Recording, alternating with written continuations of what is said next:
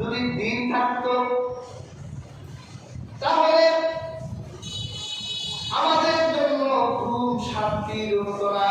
আল্লাহ রাতকে আমাদের জন্য শান্তির ঘুমের জন্য আল্লাহ বানিয়েছেন।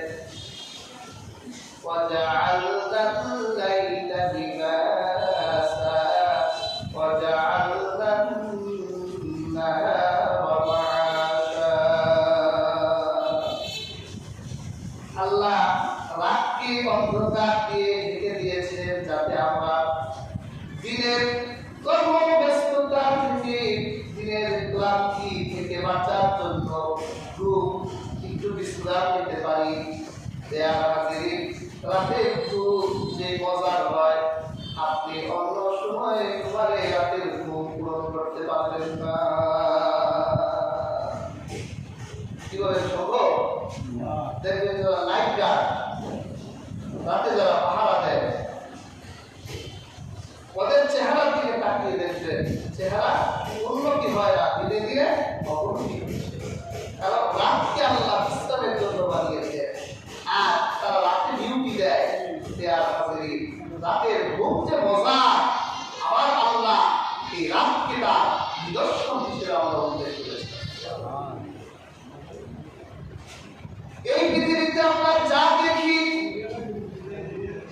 কোনো কিছু অনর্থক নয়।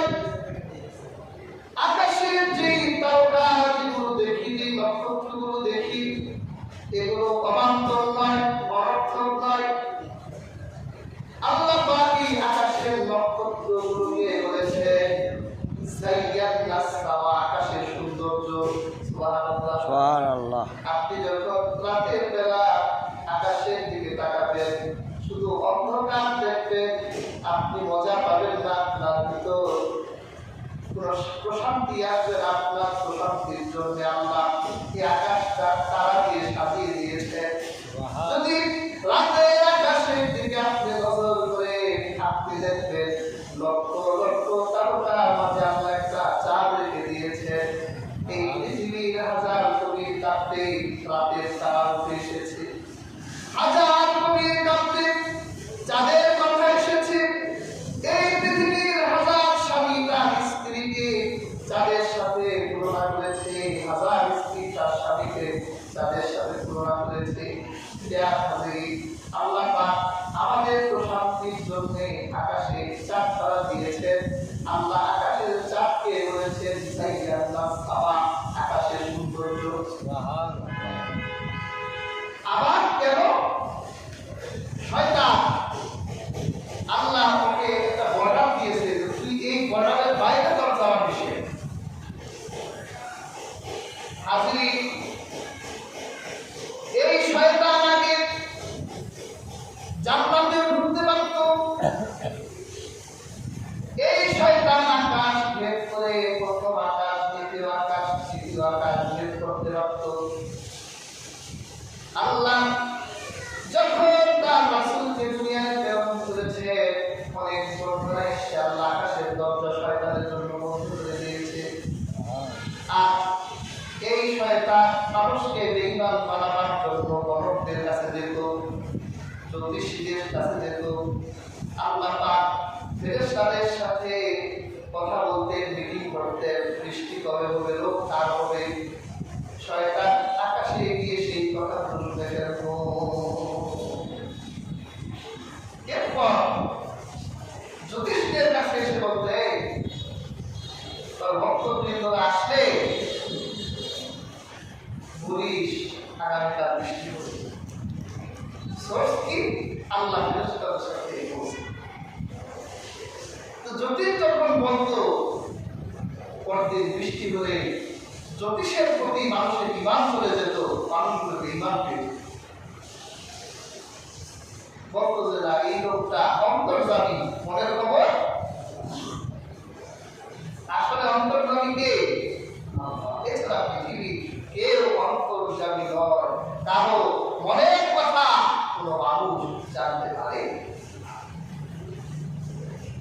আল্লাহ পাক শয়তানকে শায়েস্তা করার জন্য কিছু ছোট তারকা রেখেছেন।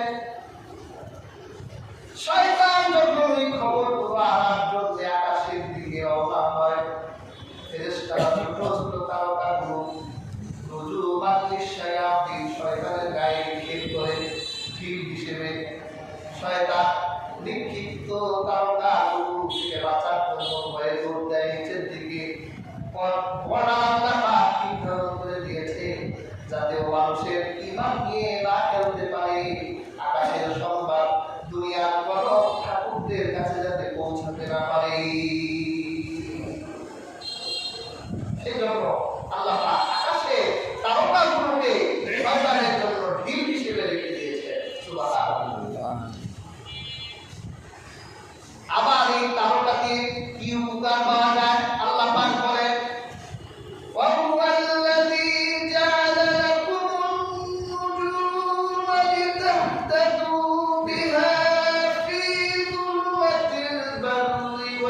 البحر قد فصلنا الآيات لقوم يعلمون আল্লাহ বলেন তিনি তো সেই সত্তা যিনি তোমাদের জন্য আকাশের নক্ষত্রগুলোকে জল স্থলে অন্ধকার থেকে পথ চেনানোর জন্য আল্লাহ সৃষ্টি করেছেন। আসবে বিজ্ঞানের যুগ, এখন পথ চেনার জন্য আকাশের দিকে তাকাতে হয় না। আপনার কাছে লোকেশন আছে, ম্যাপ আছে, আপনি সেই লোকেশন ম্যাপ দিয়ে বিভিন্ন জায়গা নির্ণয় করে ফেলেন। দেখবেন বিভিন্ন ওভারের যে গাড়িগুলো আছে, যদি বলেন গুলিস্তান যাবো, ওই লোকটা না চিনলেও নিয়ে যেতে পারে, কারণ তার কাছে ম্যাপ আছে, গুগল ম্যাপ। এমন এক যুগ ছিল, গুগল ম্যাপ ছিল না, সবার কাছে ঘড়ি ছিল না, কি বলে যুগটা ছিল না। যার কাছে একটা ঘড়ি ছিল তার দাম ছিল খুব বেশি, ঘড়িটা খুব দেখা তো মানুষকে কয়টা বাজে, এই কয়টা বাজে। সেই যুগে ঘড়িও যখন ছিল না সবার কাছে, মানুষগুলো এত মেধাবী ছিল, আকাশের সূর্যের দিকে তাকিয়ে বলতে পারতো কয়টা বাজে, পারতো না। আবার যখন নাবিকরা সমুদ্রে বের হতো, যারা সমুদ্র হয়েছে, যখন আপনি স্থল থেকে সমুদ্রের ভিতরের দিকে চলে যাবেন, তখন মনে হবে যেন পৃথিবীতে স্থল নাই, সব দিকে যেন পানি আর পানি। আপনি রওনা দিয়েছেন আটলান্টিকের দিকে, প্রশান্ত মহাসাগরের দিকে, আপনি এক এক দিকে আপনি রওনা দিয়েছেন, পথ কেউ চিনাতো। আল্লাহ বলেন আমি আকাশের তারকাগুলোকে তোমাদের পথ চিনাবার জন্য সৃষ্টি করেছি, যাতে তোমাদের নাবিকগুলো আকাশের তারকা দেখে উত্তর দক্ষিণ পূর্ব পশ্চিম নির্ণয় করে। একসময় তারা এটা আকাশের তারা দেখেই বলতো তারা কোন দিকে চলছে। আবার যখন মরুভূমিতে ঘোড়া নিয়ে উঠতে যখন রওনা হতো, তাদের ব্রেন এত সক্রিয় ছিল, তারা রাতের আধারে আকাশের নক্ষত্র দেখে তারা পথ নির্ণয় করত। আল্লাহ পাক বলেন আমি আকাশের তারাগুলো তোমাদের পথ নির্ণয়ের জন্য সৃষ্টি করেছি। সুবহানাল্লাহ। আল্লাহ পাক কোনো কিছু অনর্থক তৈরি করেননি, সব কিছু আমাদের উপকারের জন্য, আমাদের কল্যাণের জন্য। আল্লাহ পাক এই রাতের আকাশকে সাজিয়েছেন। এই রাত হলো আমার আল্লাহর নিদর্শন, আর দিন হলো আমার আল্লাহর নিদর্শন। এই রাত আর দিনের যে পরিবর্তন হয়, এই পরিবর্তনগুলো আমরা বলে রাখি।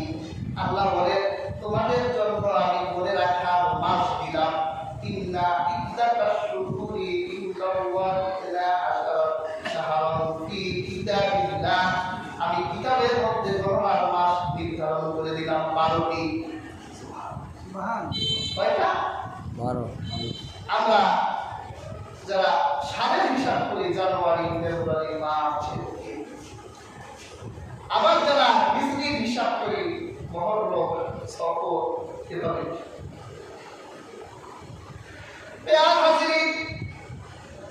এইভাবে হিসাব করে আমরা চলছি। কারো জীবনে এই হিসাবটা 30 বছর হয়ে গেল, কারো জীবন 40 হয়ে গেল, কারো 50 হয়ে গেল। এইভাবে আমরা হিসাবের উপর আছি। আল্লাহ আমাদেরকে গণনার জন্য দিয়েছে। এই যে সময় আমরা নির্ণয় করি, নির্ধারণ করি, এটা আমাদের কল্যাণের জন্য। আল্লাহ নিদর্শন হিসেবে, আল্লাহ অনুগ্রহ হিসেবে। যদি আল্লাহ এই কুদরত না থাকতো, হিসাব না থাকতো, এই গণনা যদি না থাকতো, তাহলে মানব জীবনে বিপর্যয় নেমে আসতো। যদি সারাদিন দিনেই থাকতো, সূর্য অস্তমিত হতো না, আমরা পাগল হয়ে যেতাম। আর সারা রাতেই যদি থাকতো, দিনে যদি না হতো, আমরা পাগল হয়ে রাত দিয়েছেন, মাস দিয়েছেন, সংখ্যা দিয়েছেন, যা দিয়ে আমরা গণনা করি। এটা আমার আল্লাহর একটা নিদর্শন। সুবহানাল্লাহ। কেউ হিসাব করে ইংরেজি, ব্রিটিশরা সারা পৃথিবীতে ওদের একটা উপনিবেশ ছিল, ওই হিসাবটা আমাদের কাছে ওরা পৌঁছে দিয়েছে। আমরা এখন সবাই ডিপেন্ড করি ইংরেজি সালে।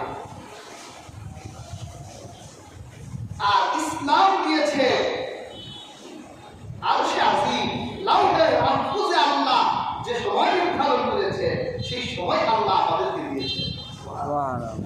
আমরা 12টা একে আমাদের রাত শেষে দিন শুরু হয় না, আমাদের সন্ধ্যা চাঁদ উঠলে আমরা চন্দ্রের হিসাব করি।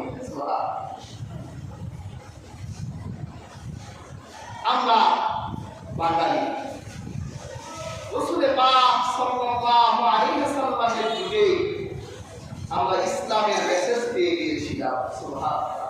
এই পথ দিয়ে আমার সোনার বাংলাদেশে, এই চট্টগ্রামে, এই বন্দর দিয়ে আল্লাহ হাবিবের সাহাবীরা চীন দেশে ব্যবসা করতে যেত।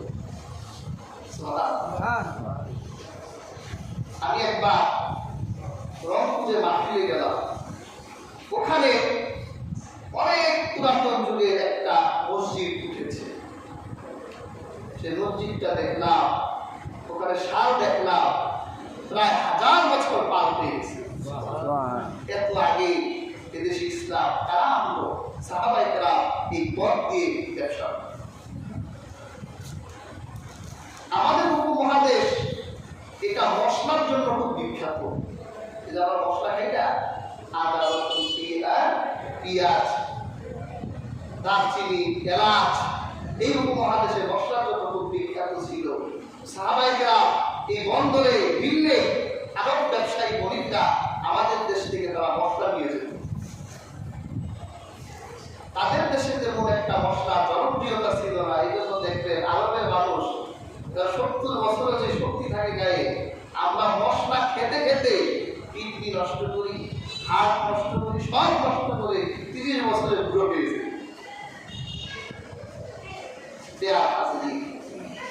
বাঙালিরা এখন পৃথিবীর সবাই যে মশলা খাওয়া শিখে গেছে, এখন এটার মজা সবাই ভোগ করতেছে। পেয়ার হাজিরি, সেই সাহাবীদের যুগ থেকে আমরা ইসলামের মেসেজ পেয়েছি। খোলাফায়ে রাশেদার যুগে এদেশে ইসলাম ফিরে গিয়েছিল। পেয়ার হাজিরি, আমরা মুসলমানরা ইবাদতের জন্য চন্দ্র মাসকে হিসাবে করি, চাঁদের হিসাবটা করি। রাসূলুল্লাহ আমাদেরকে এই জন্য চাঁদ দেখতে বলেছে। সুবহানাল্লাহ। আমাদের নামাজ চাঁদের সাথে, আমাদের রোজা চাঁদের সাথে, আমাদের ইবাদত গুলো হয় চাঁদের সাথে। সুবহানাল্লাহ।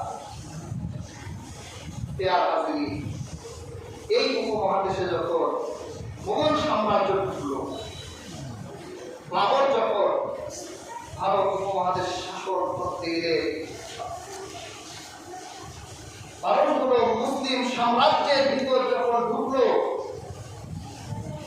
এই মোগল সাম্রাজ্যের একজন সম্রাট ছিলেন সম্রাট আকবর।